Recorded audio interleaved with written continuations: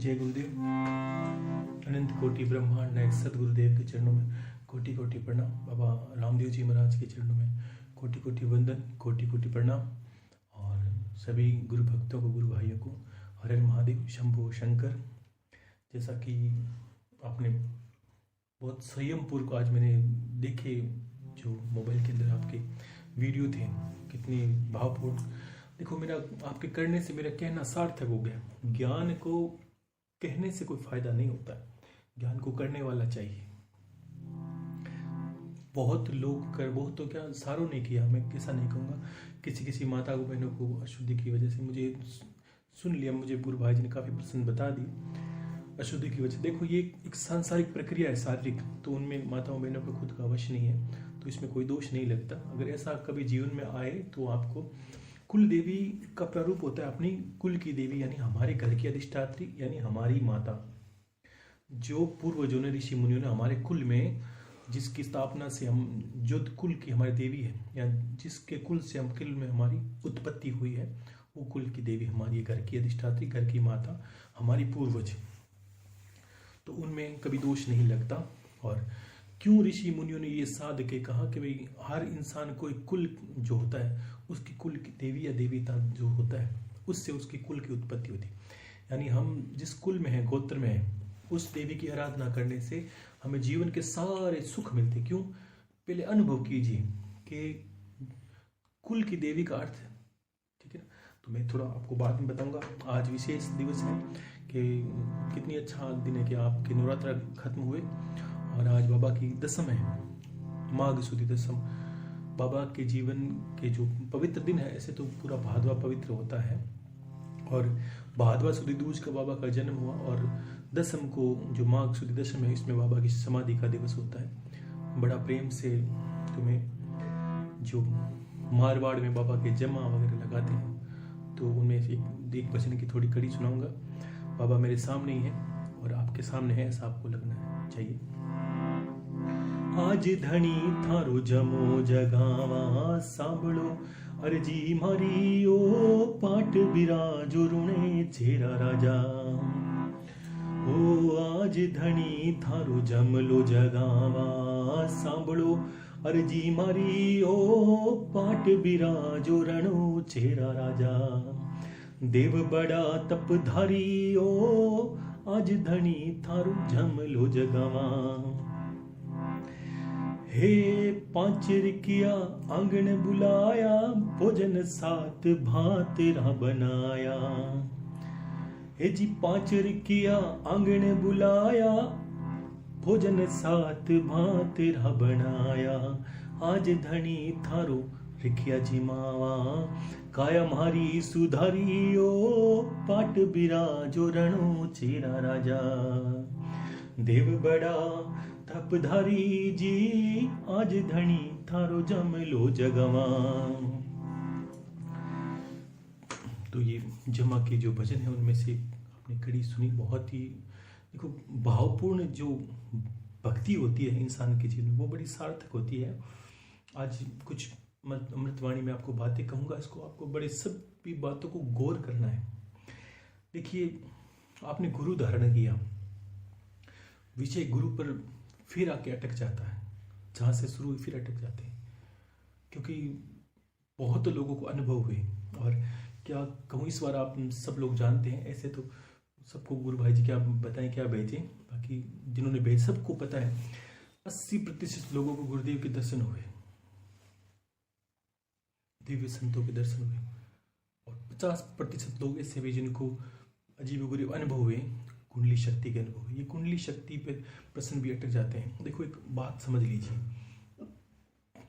एक प्रारूप देखिए देवी का। मेरे कुल, मेरे गोत्र में एक देवी है, हर इंसान की होती है। वो ऋषियों ने मेरे कुल में थरपी, यानी जैसे ठीक मान लीजिए कि अनंत देवियां हैं। कोई काली का मंत्र करता है, कोई लक्ष्मी का करता है, कोई सरस्वती का करता है। हमें क्या करना चाहिए? तो क्या होता है कि जब गुरु धारण करते हैं और अनंत गुरु का जप करते हैं, गुरु के प्रति श्रद्धा रखते हैं, इस बातों को सबको सुनना है, ध्यान रखिए। बहुत प्रश्न बीच में ऐसे भी गुरु भाई जी का नवरात्र शुरू होने से पहले आया कि मैंने गुरु मंत्र शुरू नहीं किया है, मैंने गुरु धारण नहीं किया है।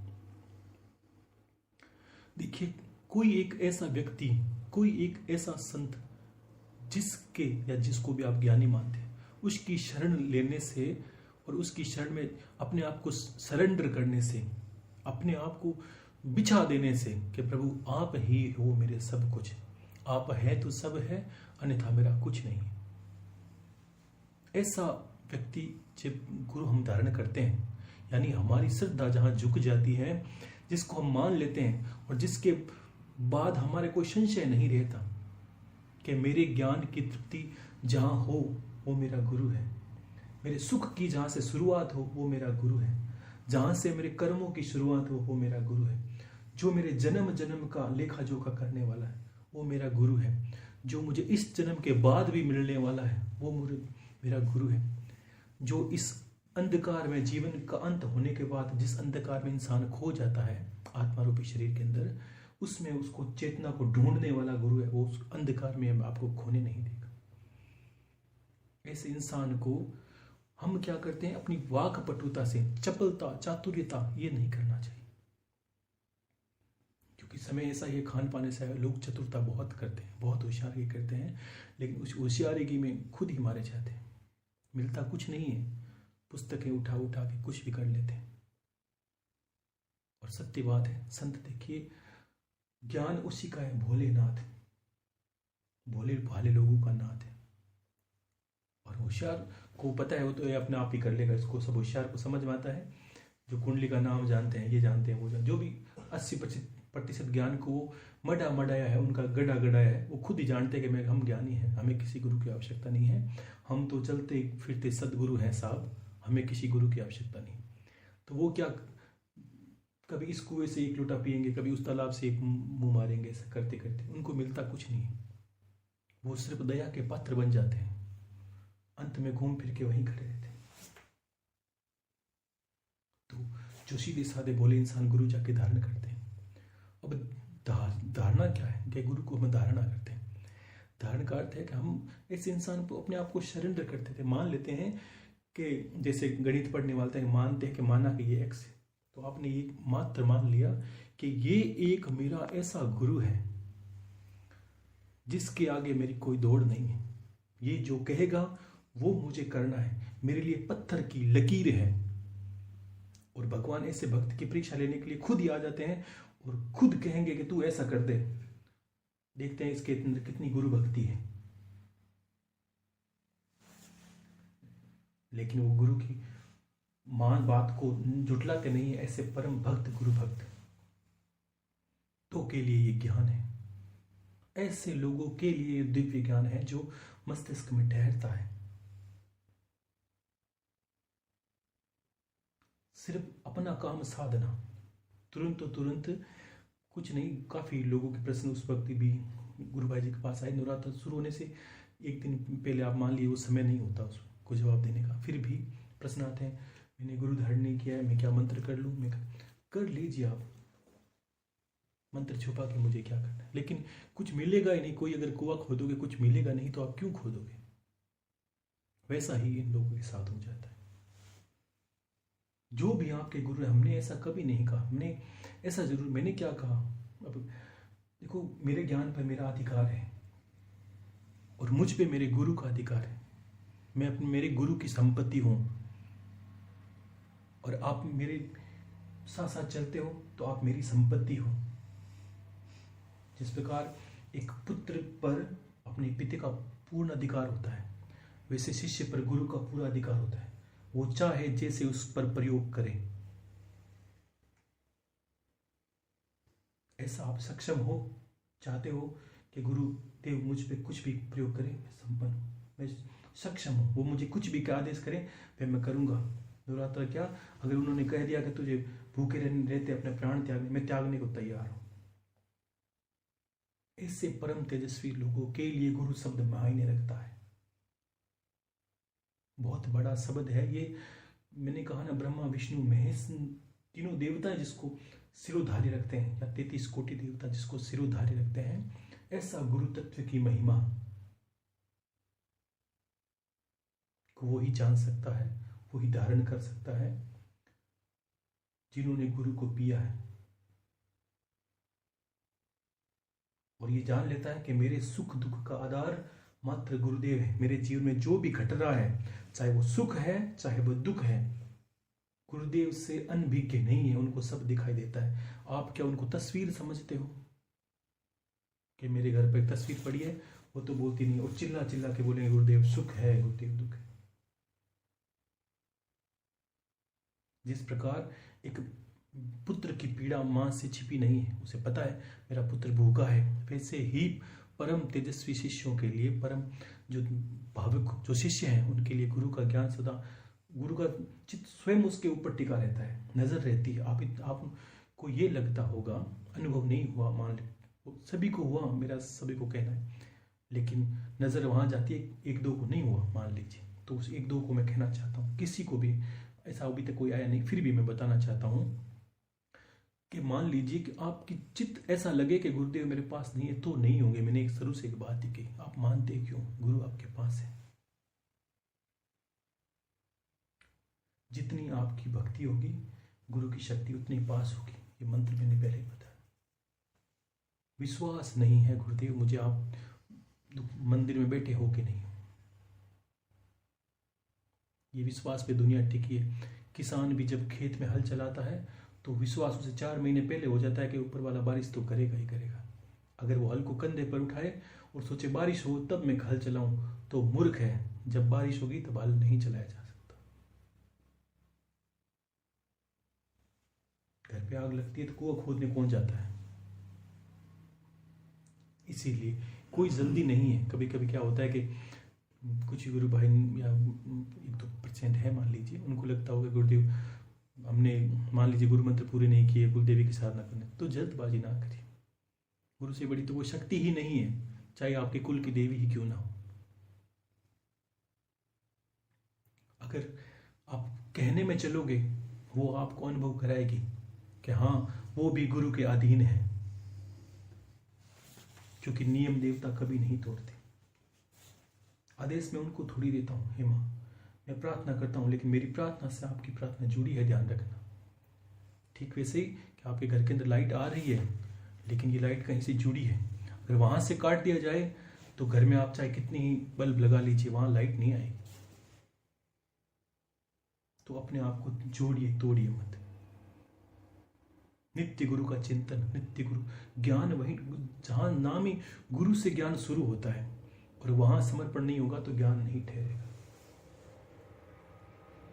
इसलिए गुरु भक्ति ही परम श्रेष्ठ है, परम कल्याणकारी है। और जो भी संसार में आप ज्ञान चाहते हो स्वतः आता है। आपको मैं कहता हूं, कभी आपको हर स्तर पर ये जाके सोचना होता है, अगर मैं वहां होता तो क्या होता। तो आपको भी ऐसा सोचना है कि मैं गुरुदेव की जगह होता तो क्या सोचता। जो तस्वीर आपके पास है और मेरे पास भी वही तस्वीर है, ये ध्यान रखना। जिस बाबा को आप शकल से जानते हो, मूर्त से जानते हो, वही बाबा मेरे पास है। तो भेद क्या है? जो शिव मेरा आराध्य है, जो माता मेरी आराध्य है, वो मेरे पास है, वही आपके पास है। तो फर्क क्या हुआ? ऐसा नहीं कि गुरुदेव सतत मेरे पास बैठे बैठे मुझे समझा रहे, वो बस भक्ति में, वो प्रेम में स्वतः ही मस्तिष्क में आ जाता है ज्ञान। आपको करने की आवश्यकता नहीं है। गुरु है क्या? क्या अंधकार से प्रकाश की ओर ले जाता है। प्रकाश, अंधकार क्या है? अज्ञान रूपी अंधकार और गुरु रूपी प्रकाश, इतना ही फर्क है इंसान में। जीवन तो वैसे भी बीतेगा, अगर आप जानवरों की तरह बिताओगे तो भी बीतेगा, आप कुछ नहीं करोगे तो भी बीतेगा। अगर किसी ने नहीं किया है, मान लीजिए कर्म का दिन, कोई गलती रहेगी या जानबूझ के कोई, देखो बहाने बहुत होते हैं लोगों के पास। आज एक बात बोलूं, थोड़ा सा मनन करने का विषय है कि कुल देवी पर विषय आता है, गुरु के बाद कुल देवी पर। जिस कुल में हमारी उत्पत्ति हुई है उस कुल की देवी को आप नहीं जानते। एक ऐसा विचार करिए कि आप अपने आप को कुल देवी की जगह ठहराइए, यानी आप जो पिता है या माता है, आपके परिवार के अंदर जो भी आपका रुतबा है, और आपको घर वाले पूछे ही नहीं, रोटी के लिए नहीं पूछे, पानी के लिए नहीं पूछे, भगवान ने तो उनकी स्थापना अपने कुल में कर दी कि भाई तेरे कुल हे देवी तेरा कुल ये है। माता गौरा ने मान लीजिए कहा कि आशापुरी माँ तू उस कुल की देवी है, माँ चामुंडा तो उस कुल की देवी है, काली तो उस कुल की देवी है। माता ने निर्धारित करके सब कुलों में भेज दिया। अब उस कुल पर जिम्मेदारी होती है कि उस माता की आराधना पूजा, और वह बदले में माता क्या करती है, अपने कुल का विस्तार करती है। बहुत सी माताएं कहती है गुरुदेव मेरे परिवार में पुत्र नहीं है, मेरी संतान। तो सोचिए कुल को चलाने वाली ही तुम्हारे घर पे नहीं है, तुम्हारा कुल कैसे, तुम्हारे कुल का नाश होगा। उनकी जगह पर आप अपने आप को रख के देखें कि आपके घर वाले लोगों की सराहना करें, पूजा पाठ मतलब माने, और आपको रोटी के लिए नहीं पूछे, तो आपको लगेगा गुरुदेव ऐसे घर पे कोई नहीं रहेगा, तो आपके घर की कुल देवी आपके घर पे कैसे रहेगी। साल में 4 नवरात्र आते हैं और ये देवी के परम प्रतापी दिन है। इन दिन में बहुत कुछ मिलता है इंसान को भक्ति के, नित्य दीपक करते हैं, फल तो उसका ही मिलता है। लेकिन एक सोचिए, माताएं बहनें तो इस बातों को चाहती है। आज शादी की सालगिरह मनाई जाती है तो माताएं बहनें 1 महीना पहले ही पति को तंग करना शुरू कर देगी, ये ला दीजिए, वो ला दीजिए, सोने के श्रृंगार, ये श्रृंगार, ये श्रृंगार, और आपने सस्ते में कर दिया आपने। लेकिन सोचिए आपने किया, आपके घर में छोटे बच्चे का जन्मदिन हो तब बहुत चीजें आए और वो बैठी बैठी देखे, ये अनुभव करिए कि वो देखे कि आज अपनी पत्नी के लिए लाया है, इसको ये नहीं पता कि मैं भी इसके घर में बैठी हूं। तो ये सोचने का विषय है, कितना मार्मिक दर से सोचिए। आप उस जगह पर जाके बैठिए, माँ की जगह पर, और बदले में कामना करते हैं। और माताओं बहनों तो ऐसे दुनिया में मतलब जो गलत चीजें फैला रखी है, आप लोगों के धामों में जाती, माताएं बहनें नहीं जाना चाहिए, स्त्रियों को घर से इसी जगह नहीं जाना, कोई धाम वाम कुछ नहीं। आपकी घर की देवी को छोड़कर आप कहाँ कहाँ पर घूम रहे हो। और आजकल तो हर कुल की देवी माता काली हो गई है, जो नहीं जानता वो भी काली के पीछे पड़ा है। आपने भक्ति की है या आपके पुण्य हैं। देखो जीवन में एक चीज को जान लेना, जब आपके पुण्य उदय होते हैं तब आपके हाथों से अच्छे अच्छे कार्य होने लगते हैं, ध्यान रखना। और जब तक पुण्य का उदय नहीं होता, आप चाहकर हाथों से कुछ नहीं कर सकते। तब तक ये सोचना अभी तक मेरे पाप आगे घूम रहे हैं, घूम घूम के आ रहे हैं। और जब पुण्य उदय हुए तब समझ लेना सारे रास्ते खुल जाएंगे, तू भक्ति कर।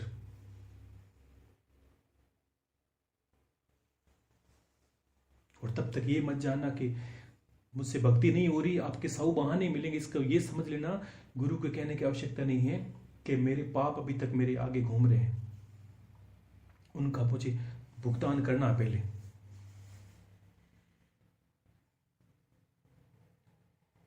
समस्या इंसान के सब जगह,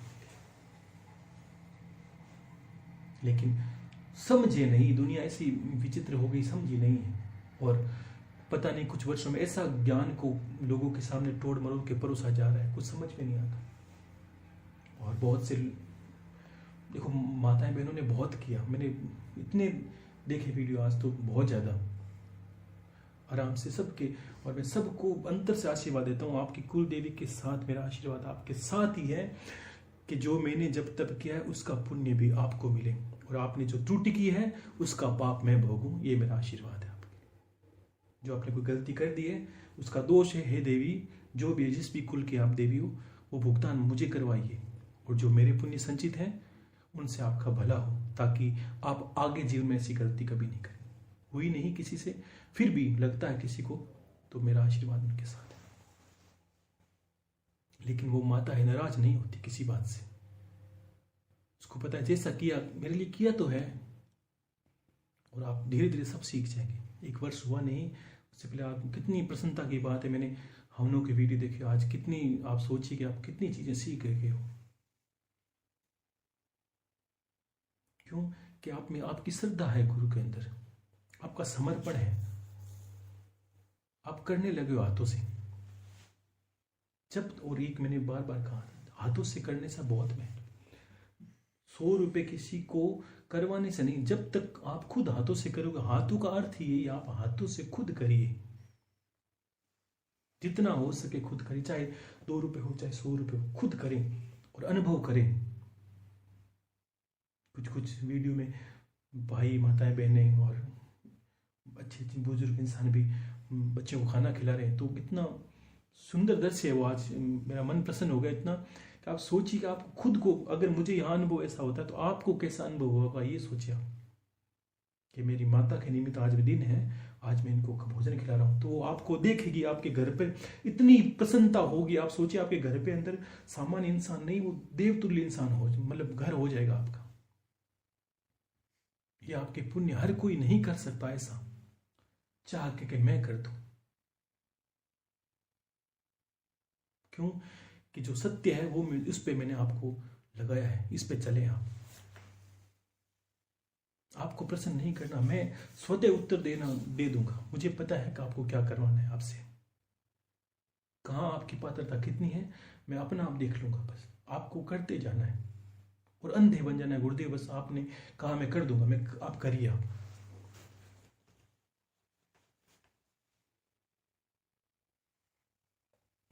ऐसी ऐसी चीजें करने से आपको स्वतः ही अंतर अनुभव होने लगेगा कि गुरु से आपका हृदय चक्र, बहुत गुरु भाइयों ने प्रश्न किए, किसी को हृदय चक्र मतलब अपनी कुंडली शक्ति में अनुभव है, किसी को कुछ और भी अनुभूति भी अनुभव है, किसी को रंग दिखे ध्यान में या मंत्र जप में। देखिए हर कुल की एक देवी है, उस देवी की आराधना करने से कुंडली जागृत हो जाती है। कोई मोटा विषय है ही नहीं। शक्ति को समझे, शक्ति नियम से जो साधना करता है, नियम से किसी भी इष्ट की भक्ति करता है, गुरु की भक्ति करता है, कुल की देवी में कोई दोष नहीं होता कि आपको नहीं तो क्या। एक मंत्र देते वक्त एक सलाखा होती है, सलाखा मंत्र सलाखा का जो पौराणिक शास्त्रों में उसमें वर्णन है कि मंत्र सलाखा का अर्थ है कि आप कहीं बड़े संत से पूछना, क्या आप समझ लीजिए मेरी बात को, कि मंत्र देते वक्त ये देखा जाता है कि आपका कुल, आपका गोत्र कौन सा है, कौन सी देवी या कौन सा मंत्र आपके लिए सुटेबल है, वो मंत्र आपको कुंडली जगाएगा। सीधी सी बात, गुरु मंत्र से कुंडली जग जाती, ज्ञान होने लगता है। और पहला गुरु मंत्र से, गुरु का स्थान है हृदय चक्र। जब गुरु की तप करते हैं, गुरु की साधना करते हैं तो हृदय चक्र खुलता है। हृदय चक्र खुलने से हमारी भावनाओं का केंद्र है हृदय चक्र, हमारी भावना का विस्तार होने लगता है। हम सच को सच, झूठ को झूठ जानने लगते हैं। हम छल कपट को अनुभव करने लगते हैं। हमारी दिव्यता, ज्ञान को परखने की हमारी जो शक्ति है वो बढ़ने लगती है। और हम किसी भी देवी देवताओं को भावनाएं बढ़ने से पूजन करने में हम समर्थ होते हैं कि हम भावों से जुड़ जाते हैं उस देवी देवता से। तो हृदय चक्र का महत्व है। और गुरु को मंत्र करने से या गुरु को हृदय में धारण करने से हृदय चक्र खुलता है। और हृदय चक्र खुलने के बाद किसी भी देवी की उपासना करते हैं, अपने कुल की देवी की उपासना, किसी भी नहीं, उस देवी की उपासना करते हैं तो सबसे पहले देवी का स्वरूप है शक्ति। आप ये समय कुंडलिनी शक्ति, शक्ति का अर्थ है कि जो अंदर सोई हुई है वो जग जाएगी। कुछ रहस्य मैंने कहा, हर अमृतवाणी में कुछ गुप्त बातें ये सुनिए। आपने देवी के अलग अलग रूप देखे। एक देवी खड़ी है 24 भुजा वाली, पैरों में एक असुर पड़ा है, उसको त्रिशूल से मार रही है, उसका रक्तपान कर रही है। अब वो असुर कौन है? बहुत असुर है दुनिया में। असुर का अर्थ है अंधा, मूढ़ इंसान, पागल और कुकृत्य करने वाला। असुर का अर्थ यही निकलेगा। सुर का अर्थ है देव, असुर का अर्थ है राक्षस। असुर जो कुनीतियों पे चलने वाला है, जो संसार का सत्यानाश करने वाला है, ऐसा इंसान, ऐसे लक्षणों वाला इंसान जब शक्ति को छेड़ता है, शक्ति यानी 24 भुजाओं वाली कुंडलिनी शक्ति, आपको वो समझना है, वो शक्ति अब वो छेड़ेगा तो उसकी गति होगी वो पैरों में पड़े वाले इंसान की। और उनमें से कुछ लोग क्या साबित होते हैं, जो सिर्फ कुंडली साधना करते हैं और वहां पागल या असुरों की भांति देवी के चरणों में पड़े रहते। क्यों? उनको पता है अपना पागलपन आ गया है, वो किसी स्थिति में नहीं रहते। जिसका नाम कुंडलिनी शक्ति स्वरूप के रूप में, किसी सर्प, आपको मंत्र बिच्छू का पता नहीं है या किसी चीज का पता नहीं है, सर्प के पैर पे, पूंछ पर पैर रख देते हैं तो क्या होता है, सर्प विकराल हो जाता है और आपकी दुर्गति निश्चित हो जाती है, क्योंकि उसके बारे में आपको जानते नहीं हो। और वही क्या होता है अगर किसी शेर को छेड़ दिया जाए, वो प्रारूप को समझ आया हुआ है कि होता क्या है आपके साथ असुर प्रवृत्ति से। और असुरी प्रवृत्ति क्या है? अपना अज्ञान, अपनी मूढ़ता से, अपने चातुर्य से उस चीज को छेड़ना चाहते हो, जो स्वतः होती है देखिए, शक्ति का अर्थ है वो अपनी इच्छा से उठेगी, आपको नहीं उठाना है। वो उठेगी कब? जब आप गुरु नियम से अपने कुल की देवी ही कुंडलिनी शक्ति है। मूर्खों की सभा में आप ये कह सकते हो, जो बार बार ये कहते हैं ना कुंडली शक्ति, इसका प्रारूप है जो अपने कुल की देवी ही कुंडलिनी शक्ति है। उसकी आराधना करने से सबसे पहले आपको ये अनुभव होने लगता है, आप कुछ करने की आवश्यकता नहीं। इसको जितना ज्यादा करोगे आपके सारे चक्रों में स्पंदन होने लगेगा, तो आपको दूध का दूध पानी का पानी समझ में आ जाएगा। ये विधान दिया हुआ था कि हमारा जो कुल जहां से उत्पन्न हुआ है उस कुल में किस देवी की उपासना होती, ताकि हमारे जो पुरुष है आने वाले संतान है को ज्ञान हो जाए। कुंडली शक्ति का नाम नहीं है, इसमें ज्ञान हो जाए और हमारी जो दिव्य शक्तियां हैं या जो भी ज्ञान है वो प्राप्त हो जाए। वो उस देवी की आराधना करने से हमारे जीवन में सलाखा, मैंने बोला मंत्र सलाखा, तो हमें वही सूट करती है। इसलिए अलग अलग कुलों में अलग अलग देवियां पूजी जाती है। लेकिन ज्ञान को भी आपने अपनी बुद्धि से ले लिया कि हमें अच्छा लगेगा, गुरुदेव उस देवी का मंत्र मुझे दे दीजिए आप। आपकी मां आप पे कुछ करोगे क्रोधित नहीं होगी। वो माता गौरा की भांति, गणेश भगवान की भांति आपको गोद में उठा के रखेगी। और असुर प्रवृत्ति से करोगे तो उसका रूप देखिए। आपने नहीं देखा कोई अंधकासुर था कि नहीं था, आपने नहीं देखा, लोगों ने कहा, आपने सुन लिया, उसको दर्शाया हुआ पौराणिक दृश्य में बहुत चीजें हैं, आपको समझने में समय लगेगा। आपकी बुद्धि वहां तक ही है जहां आपने जो 4 पुस्तकें पढ़ ली। जगाने के पीछे भी आपको उद्देश्य है, कोई सिद्ध संत बनो। अब मुझे इतने दिनों में मुझे आपको अनुभव होगा कि क्रिया योग जैसे भी आपको बोर्ड पर लिख लिख के देते हैं लोग। कॉलेज खुल गए उनके, ऐसा कहां था कॉलेज खुल गए थे। गुरु देता है और सब उनकी इच्छा से। जब ज्ञान का अर्थ है कि गुरु आपको अपनी इच्छा से ज्ञान देगा, और शक्ति का अर्थ है कि वो खुद चाहेगी, आप नहीं चाहोगे, वो चाहेगी। आज माता नाराज है, आप किसी विधि से नहीं मना सकते, वो नहीं चाहेगी। जब तक उसके अंदर ममता का भाव नहीं आएगा वो आपको प्रसन्न, तो सोचिए वो अंदर ही विराजमान है।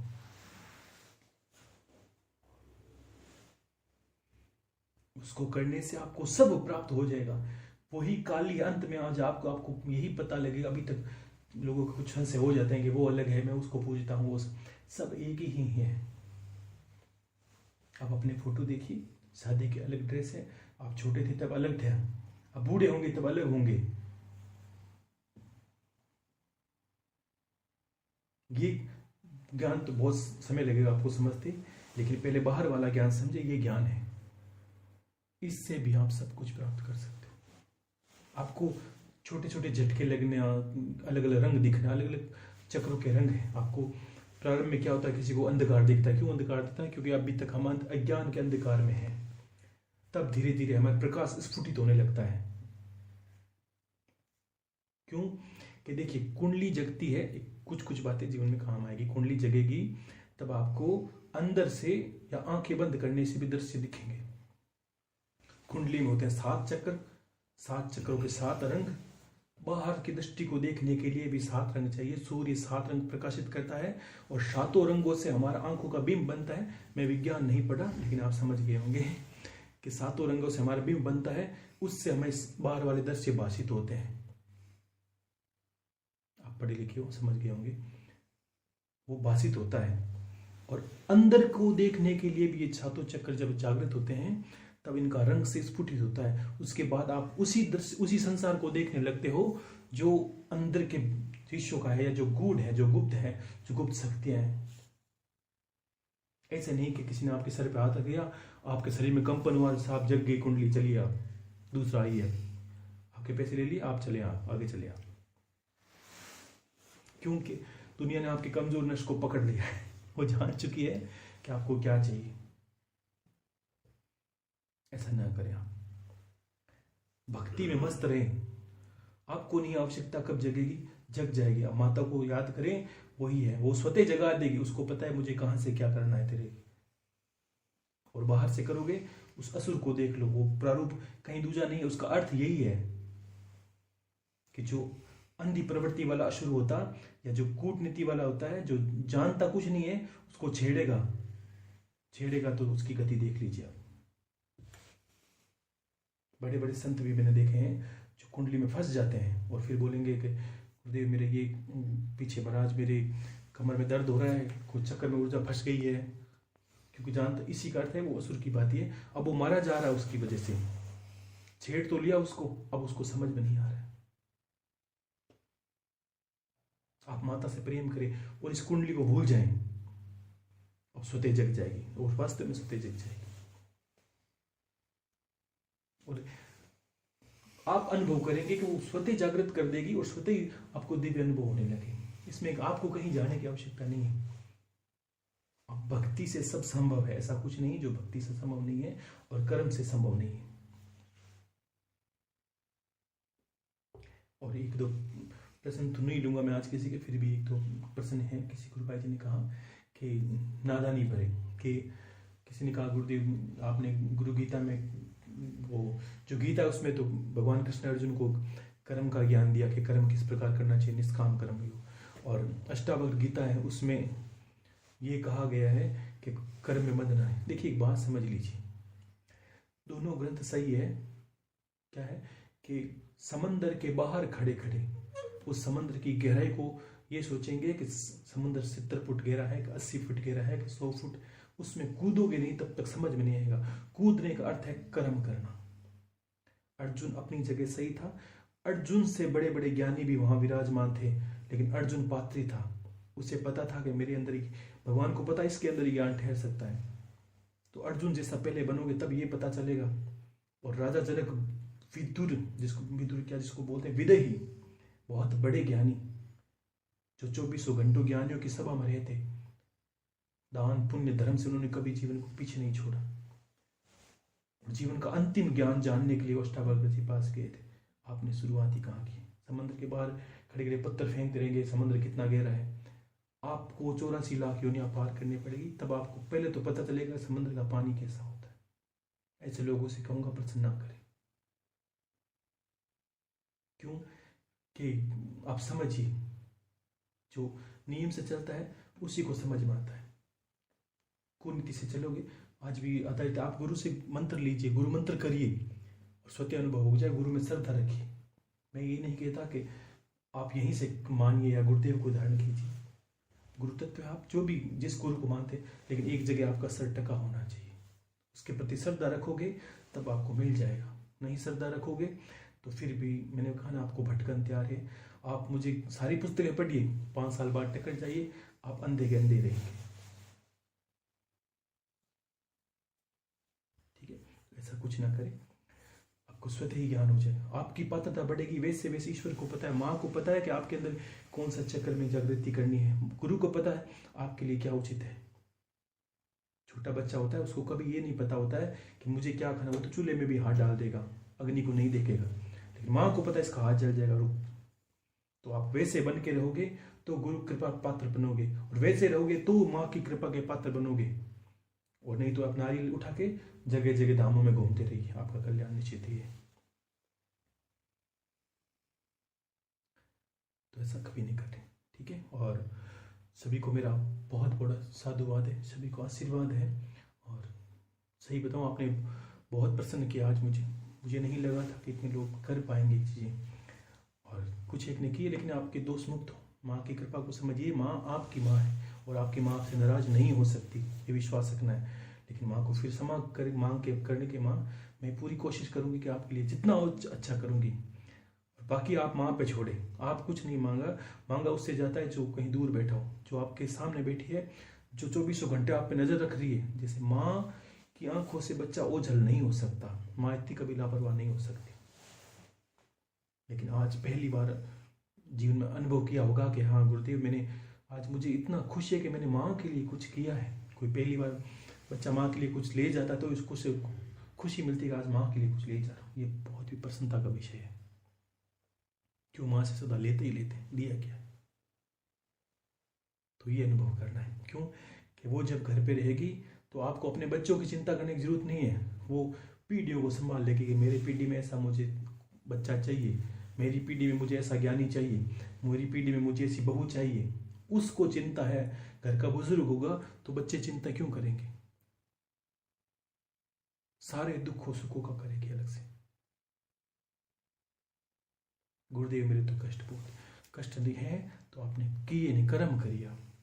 बहुत लोग प्रश्न करते हैं, कुछ लोग कर्म भी नहीं करते, मुझे ये भी पता है, सिर्फ सुनते हैं। और मैंने क्या कहा, गुरु का ज्ञान उसी के लिए है जो गुरु के कहे को करे। गुरु को नहीं माना जाता, गुरु जो कहे उसको माना जाता है। ज्ञान वही जो हाथों से कर लिया जाए। सुना सुने तो बहुत मिलेगा आपको, हाथों से करोगे उसी को ज्ञान कहा है। तो मेरा आशीर्वाद सभी के साथ अनंत है। आपने सच में आपने गुरु को तृप्त किया, मेरी अंतरात्मा खुश है आप पर। इसलिए मैंने कहा आपके जो दोष है, आप दोस्त पर ये सोच लीजिए गुरुदेव आप दोष आप सहन करो, मुझे तो बस पुण्य मेरे पास रहने दो, तो मैं वो तैयार हूँ। आप खुश रहें सदा, और चाहता हूँ गुरुदेव सदा आप पर ऐसे ही कृपा बरसाते रहें। आप चिंता ना करें, आप जो कल थे ये अनुभव आप कर लेना, नहीं तो आप गुरु भाई जी कह देना गुरुदेव मैंने सच्चे मन से किया है और मैं पहले थे अब वैसे हूँ, नहीं रहोगे। आप अपने लक्षणों को देखिए, आप अपने भावों को देखिए, आप अपने ज्ञान को देखिए, और जो 6-7 महीने पहले या साल भर पहले जो थे आज वो नहीं है। अगर है तो आप मुझे कहें गुरुदेव मैंने आपकी सारी बातें मानी, लेकिन आज मैं वैसा नहीं हूँ, वैसा ही हूँ, कुछ जानता नहीं हूँ, कुछ ज्ञान किया नहीं होगा, वो बात अलग है, लेकिन सारी बातों को जानने लगे। ज्ञान का अर्थ है, मैंने सबसे बातें घुमा पहले आपको ये समझाया कि आपको कहीं उलझना नहीं है, अज्ञान को जान लेना ही ज्ञान है। तो मैंने आपको अज्ञान को हटाया कि ये मत करिए, वो नहीं करना है, वैसे लोगों के पीछे नहीं जाना है, वैसी संगत नहीं करनी है, ऐसे संतों में नहीं उलझना है, घर पे करना है, अच्छे से करना है, सावधानियां जरूरी है। ये सावधानियां मिली हटी तो आपको स्वतः ही ज्ञान हो जाता है कि अज्ञान को जानना ही ज्ञान है।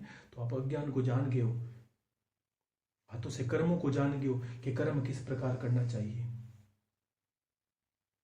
कर्म को ईश्वर को समर्पित करना जान गए हो। हे गुरुदेव मैं कर्म कर रहा हूँ, इसका फल आप जानो, परमात्मा जाने, बस मैं तो कर रहा हूँ, देखा जाएगा, जो जीवन तो ऐसा ही बीतेगा, कुछ नहीं करेंगे तो, लेकिन जो मनुष्य जन्म है इसको मैं सार्थक जरूर करूंगा, क्योंकि गुरु के कहे पर करने से अनंत गुना फल हो जाता है। ध्यान रखना, आप एक रोटी देते हो वो लाखों में गुण के वापस आएगी। और प्रकृति के नियम है, जो पढ़े लिखे समझते हैं, प्रकृति में गुरुत्वाकर्षण बल है, हर चीज की प्रतिक्रिया होती है। गाली निकाले हुए कहीं पहाड़ों में तो देखिए आप, वापस गाली घूम के आपके आएगी। धर्म करोगे वो भी आएगा, सब कुछ लौट के आएगा। जैसा कैसा देते हो आप प्रकृति को, प्रकृति का नियम है।